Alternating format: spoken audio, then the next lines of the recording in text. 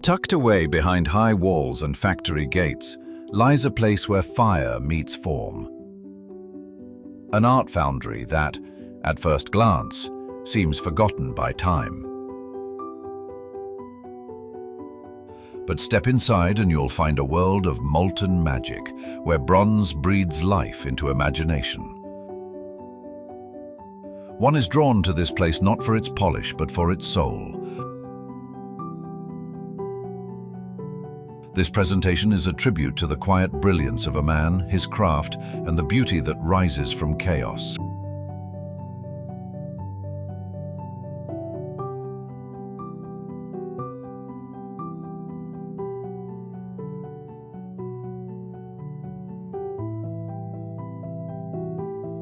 Renzo doesn't just inhabit the foundry, he consumes it, breathes it, and somehow exudes it from every flamboyant gesture.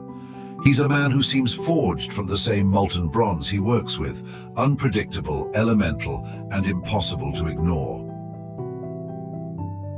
His presence fills the space like smoke, thick, lingering, and oddly comforting. Visitors occasionally wander in, drawn by curiosity or perhaps the scent of something ancient in the air.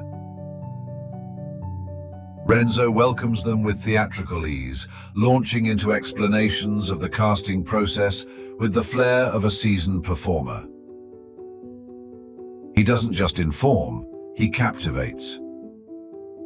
And suddenly the chaos around him makes perfect sense. You don't just learn how bronze is poured, you feel the heat, the weight, the story behind every sculpture. The foundry itself is a kind of curated chaos, a place where rust and beauty cohabit.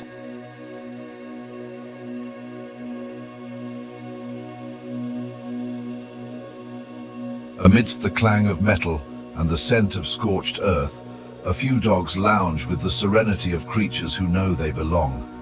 They aren't pedigreed or pampered, they're streetwise mutts, likely scooped up by Renzo in a moment of impulsive compassion. And yet, here they are, perfectly at ease in the madness. There's something poetic about it all, the dogs, the dust, the man in his element. Renzo doesn't just make art, he lives inside it. And if you listen closely, you'll hear the rhythm of his world in every bark, every hammer strike.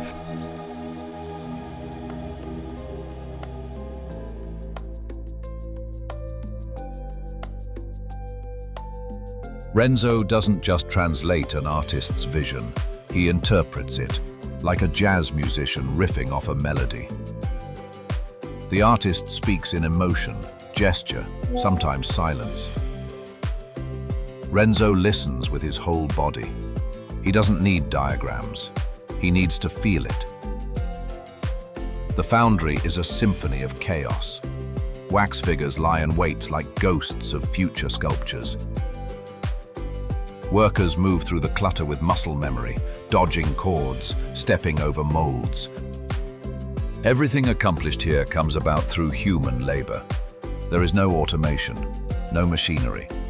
Everything that is done happens by the hands of laborers and craftsmen.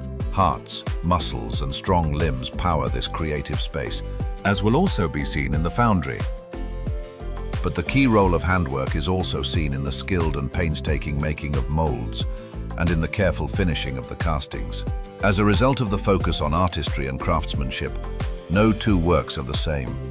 The outcome are unique works that are inspired by artists, guided by Renzo's creative spirit, and made by skilled workmen and craftsmen. Renzo is everywhere, checking a mold, laughing with a welder, arguing with a crucible. It's not management, it's communion.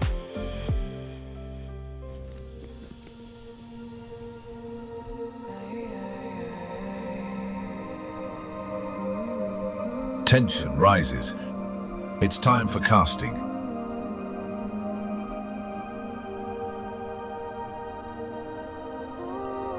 The furnace roars to life, a beast fed with fire.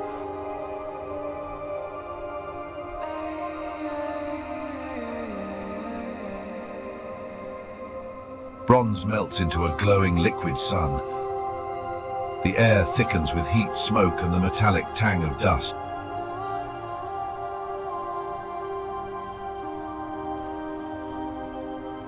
Workers wear masks, but the smell seeps through. Burnt wax, scorched earth, the scent of transformation.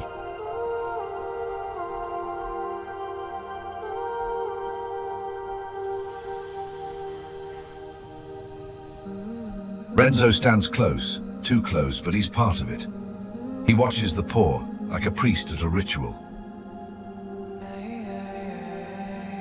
The bronze flows into the mold, hissing, spitting, claiming its shape. There's no room for hesitation.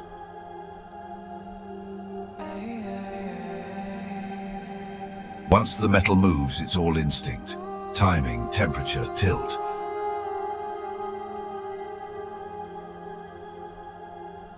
It's a dance with gravity and flame.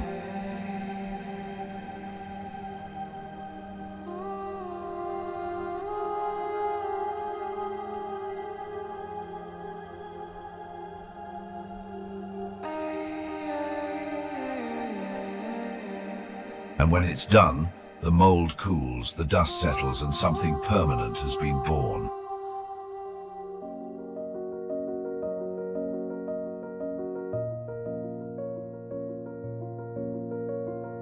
Renzo doesn't talk about pride, he shows it. In the corner of the foundry, beneath layers of soot and sunlight, stand the statues. Some are monumental, figures frozen mid-stride. Faces etched with emotion. Others are intimate, a head, a foot, a gesture, a fragment of a dream. Each one carries the fingerprint of the artist, but also the soul of the foundry. Renzo touches the bronze, not to check for flaws, but to reconnect. These aren't just commissions. They're stories he helped tell. He remembers the artist's voice, the wax model's fragility, the heat of the pour. And now, here they are, solid, eternal.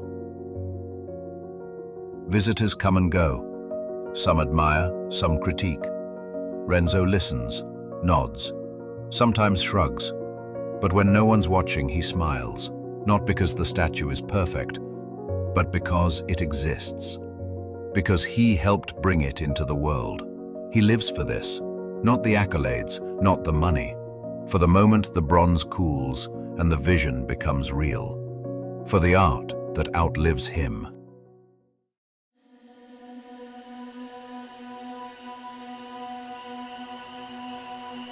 We are amazed by the energy of the foundry, the flames and the molten metal, the drama of the casting and the resulting artworks.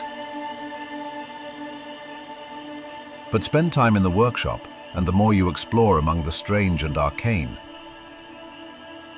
you will find interesting unfinished castings. Tools of every age and description, neatly mounted on a wall waiting to be used. You will be intrigued by the dirty but magical framed mirror that captures the casual chaos of the workshop darkly in its rough and dirty frame, and also moments of random creativity, such as the welding helmet, beautifully painted with flames, casually perched on a gas bottle. The foundry is as interesting as its artistic products, and in the end you come to realize that the seeming chaos is not disorganization or carelessness, but the manifestation of the creative energy that drives this unique and fascinating place.